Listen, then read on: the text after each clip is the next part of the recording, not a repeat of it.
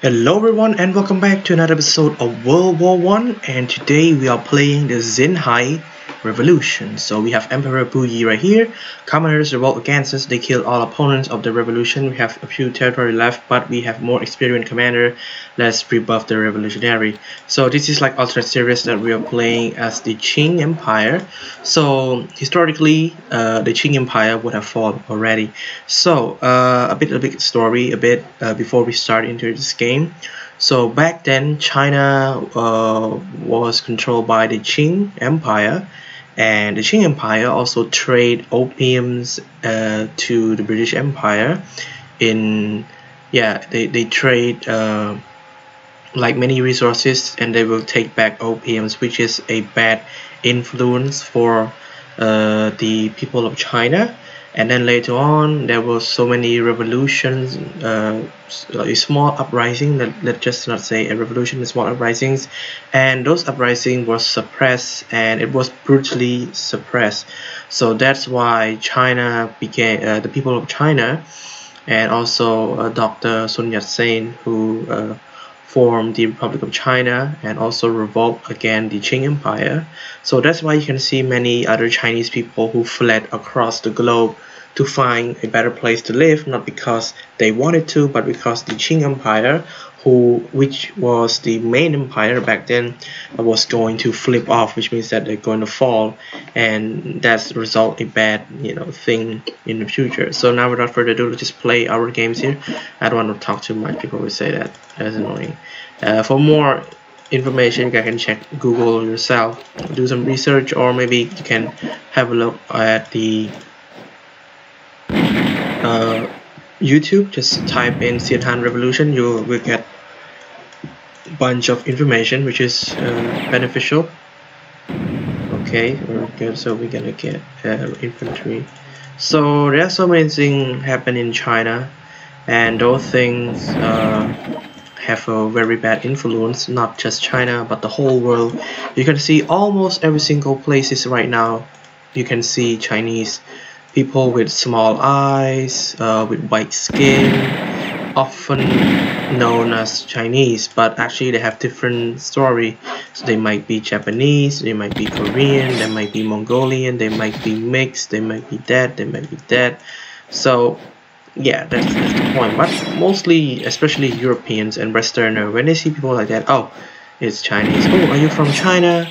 And they start to think that they are from China, but actually they're not. They're just people with mixed race, Chinese, Japanese, and Korean. And you can see why there are so many Chinese in a foreign country. You can see Chinatown, because they left because condition in China back then wasn't really good, so they had no choice but to left and find a new place to live. For example, my great-great-grandfather, he was Chinese, and he left Beijing back then. He left since the Xinhai Revolution, and then he arrived in Vietnam. He married a lady who is Vietnamese, and later on they got divorced. And after they got divorced, he had another wife, who is Cambodian, and later on they had my grandfather, and then later on my grandfather married my grandmother, and then had my mother. So all things stuff. So I have some like 30% Chinese blood, but I don't speak Chinese at all. So yeah, that's the story of the Xinhai Revolution. Because I mean, if they oppress, or maybe they reform, do some reform, like fix the problem, stop the trade, because they trade in the opium. Yeah, that's the point where the revolution started, because people feel like, what, it's nothing, we have nothing to lose anymore, we have to do it, or else we will be gone forever. And also the threat from the Japanese Empire as well, which caused them to, it's time to go to revolution. Yeah, and that's the point for the Xinhai Revolution. And later on the Qing was dissolved, and then we have so many different warlords control different areas, yeah, and many other stuff. Yeah, let's try to get to Mabu Farm would be great. Yeah, so that's what's really happened in the Xinhai Revolution. It's like it's almost the same, you know, when there's a revolution start, you know, there's a problem. For example, like the Russian Revolution, people call it the October Revolution. The Tsar, I mean, they did not so good in the war, to the point that people start to believe that, you know what, it's time. So even though they won World War One, I mean, at the front line they lose a lot. The reason why Russia left the war because of the revolution was Lenin believed that the kingdom has fallen, the Tsar isn't doing anything right, and we have to kill them. Yes, that's what really happened. So, then revolution, and then we have the Soviet Russia, and later on we have the Soviet Union, 1922. You have the Soviet Union after the death of Stalin. Yeah, no, not the death of Stalin, death of Lenin, Vladimir Ilyich Lenin. Okay, let's just right at the main target. Okay, you know they have some good counters, so be careful. Yeah, we still have this boy here, so I guess getting straight here would be great. We might lost Emperor Puyi. He's a bit small, he's a bit young, he has no skill. Pretty bad. Let's just give him some injection health points. That would be great. And I also wanted to spawn some troops. They're going to depend Beijing. So China had a really bad backstory back then. Even the Romance of Three Kingdoms, all those things happened. So China made a very bad mistake back then. So that's why when the communists came into power, they sworn that they will never make more problems or make any more mistakes. That's why you can see the Chinese communists, they are really strict, they are really, you know, hardworking. They stick to their policy, they believe what they have been through. So they decided that we had to stick to the point of their plan. Yeah. So that's why China isn't afraid of going to trade war with the United States. Yeah, there's the politics happening right now, the trade war, and many other stuff happen. Let's take this guy. This is Sun Yat-sen, or the founder of Republic of China. Infantry tactics, economic master, logistic business trainer. So our goal is Wuhan. Is only Wuhan? Yeah, it's only Wuhan and the general. So I will strike him on. And let's get a infantry right here and get this done. 26. We have three more objectives to be precise.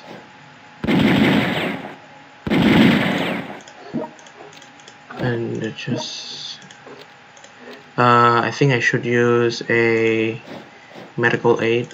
Yeah, that would be great. Let's just end turn right there. We got 14 turns to go, so 7 turns to go, sorry. And just let's write like this. 31. 69. Oh, that's a great number.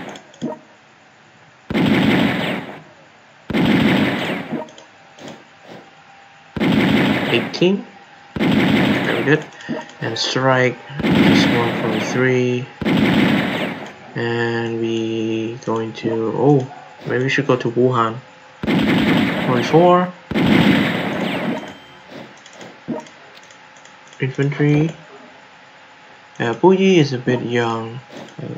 So that's why in World War II we see Puyi as the head of the Manchuria, because they believe that, you know what, at least we are with the Japanese. But Puyi is like a puppet. Later on, Puyi joined the party, the Communist Party actually. If you guys have a look at his biography, later on he became part of the Chinese Communist, I think he's secretary or something like that. Okay, so we only got one, only 2 more, so we are good to go. Just need to capture some stuff and trade. And move it in to the north.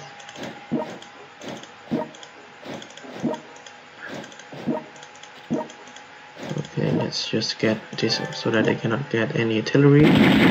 65. Everything looks great, and this one is a bit of a mess. This guy is a bit tough. One of the generals. I got 3-star mass assault. Sorry, mass fire, infantry tactics, defense arms. Oh, Zhang Zhulin. Yeah, Zhang Zhulin. Yeah, Zhang Zhulin. You can see the defense arm right there. So that's the thing that makes generals unpenetratable, because they have that kind of tactics, and that kind of tactic is really amazing and really useful as well.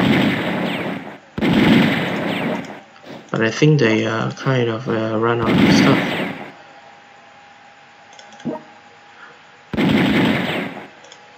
Yeah, just a bit more. 17. Okay, you can see the defense art right there. That's why I hate it. That's why they have it, the defense art. It's really good against, you know, this kind of stuff. Let's try Dr. Xinhai. I mean, Chinese people, they're back then they are really loyal to, you know, the monarchy of their own country. But like I mentioned, that so many revolt, the opiums, the trade, the wars, people living in bad condition, corruptions that lead to people decided that, you know what, it's time to go. It's time that we need to revolt. We no longer want to stay in this type of government. And then later on, Republic of China was, you know, like established, and people still reluctant to believe what Dr. Sun Yat-sen said during his conferences, also his acknowledgement, and also his declaration that China has become a republic. And later on, we have Chiang Kai-shek, who was also a general, and Mao Zedong, who was also a student who studied and graduated from Moscow, communist. Yeah, so that's what really happened. So Soviet was the main thing that got China into this day. But later on, Soviet and China, they got into a problem. You guys could Google Sino-Soviet split, which happened, I think, during the 1960, when two of them disagree on what should be best for communism. So that's the victory for our mission. Let's have a look at the other mission. So we have the First Balkan War. Yeah, so we have Sino-Japanese War, Russo-Japanese War, Xinhai Revolution, and we got 3 from Asia, and I think we got the Balkans right now. And there's so many mission comments. Let's have a look at the First Balkan. Okay, so yeah, this kind of thing, I think. So Austro-Hungary was gonna fall, actually, if you guys ask me, because different culture. The only thing that Austria-Hungary could have done was to purge or annihilate every culture that's still in the roots of their nation. So I hope you guys enjoy this episode of Xinhai Revolution. Don't forget to leave a like, and see you guys next time. Have a nice day.